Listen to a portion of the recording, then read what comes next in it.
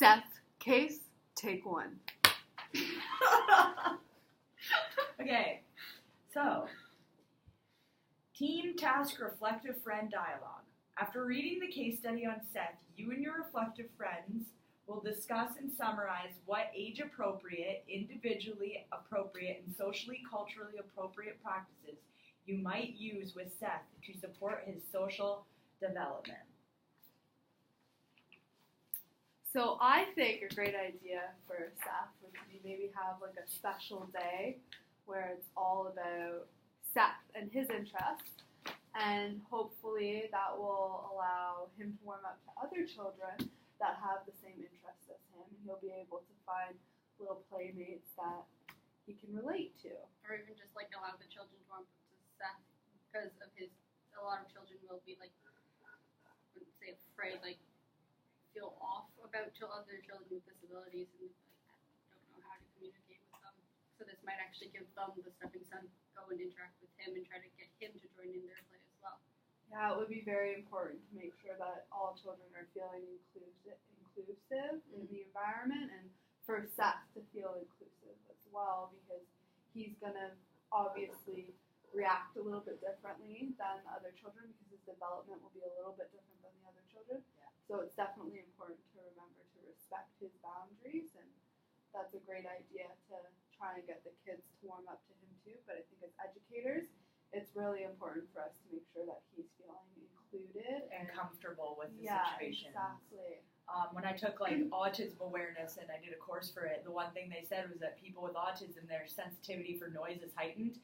So it says like in the reading that Seth sometimes does get afraid when, not really afraid, but he'll back away when other children come and try and play with him. And maybe it's because of the noise levels in the room, like everything to him is like as if people are screaming when like there's loud noises. So I think one of the things to get other children involved and to maybe stay at the same vocal level is, he said he loves dancing. Well, if you do like a group time where you're like doing songs and repetition through songs and singing, he'll become comfortable like giving his own opinions and comfortable like giving his opinion on things or what he thinks his theories are on different things, and it'll show him that like within a group like we can all take turns to get our needs met. Yeah, so in the case study it actually says that one of the teachers was reading social stories for Seth so that he can model those. So for a child with this type of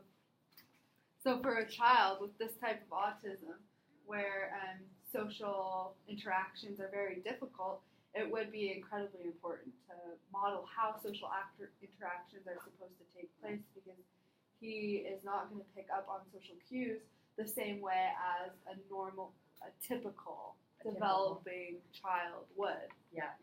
Referring to like the examples of like teacher observation on May 23rd when it was raining outside, they decided to do an obstacle course in the hallway. Like they should have probably like tried to do it in like a gym or like a different classroom or something where there is more space and like April 23rd. Yeah.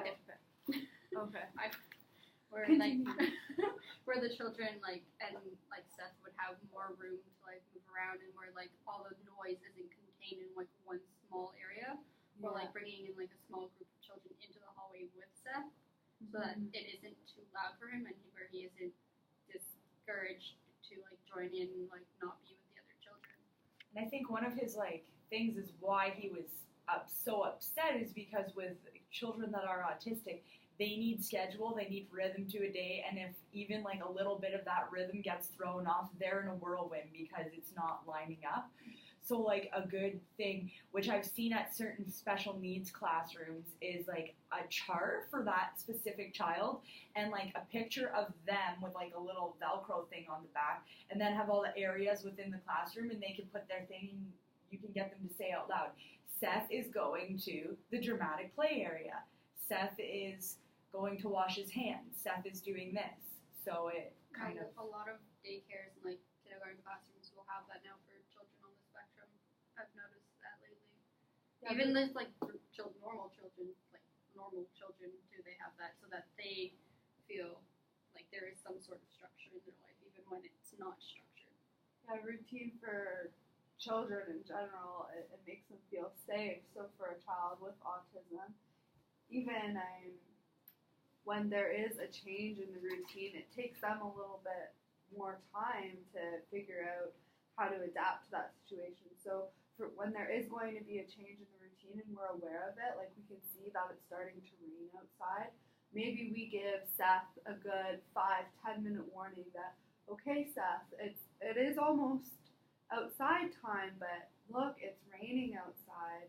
It's not nice to play in the rain or something like that. And just give him a warning that instead of playing in the rain today, we're going to be playing outside in the rain today. We're going to be playing inside instead for this period of time, doing this amount of activities. And just give him a couple of warnings so that he knows. And maybe like give him like a couple like the options of like what he can do and like where we can go and play and stuff. Yeah, exactly. That way he still feels like he's part of the decision instead of just be like, oh, this is what's going on. Yeah, and he feels still like he's in control of his environment and his schedule for his day. Because that's now his schedule for his day. That's his routine. It's not the daycare or the centers. That's what he does with his day, right? So, and that's really how, like, I think, like, schedule for children with autism or children on the spectrum is one of the key pieces to how they self-regulate. Yeah. Like, they self-regulate, definitely. They, like, certain children will pace back and forth across a room or do certain mannerisms, but one of their things is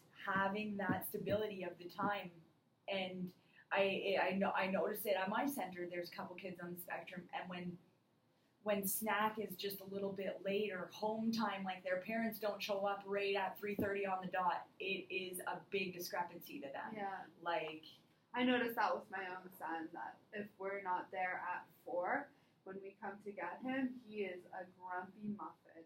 He's in the educator's arms, he's crying, he's whining, he wants to get going, and the second he sees us, he's like at the door, he's waving by, like he's gone. Routine is a very important aspect in a child's life. We had a child that my placement, she was dropped off on a day she wasn't supposed to be there. It didn't just throw off her schedule, it threw off everyone's schedule. The children were like so confused about what was going on. She's like, why are you guys here? but you learn to adapt, right? As an educator, you learn how to like just kind of just roll with the punches and like deal with what you have to deal with. Just like I'm not supposed to be here today. I'm supposed to be doing all these other fun things with my life. Why am I in a daycare right now? For sure.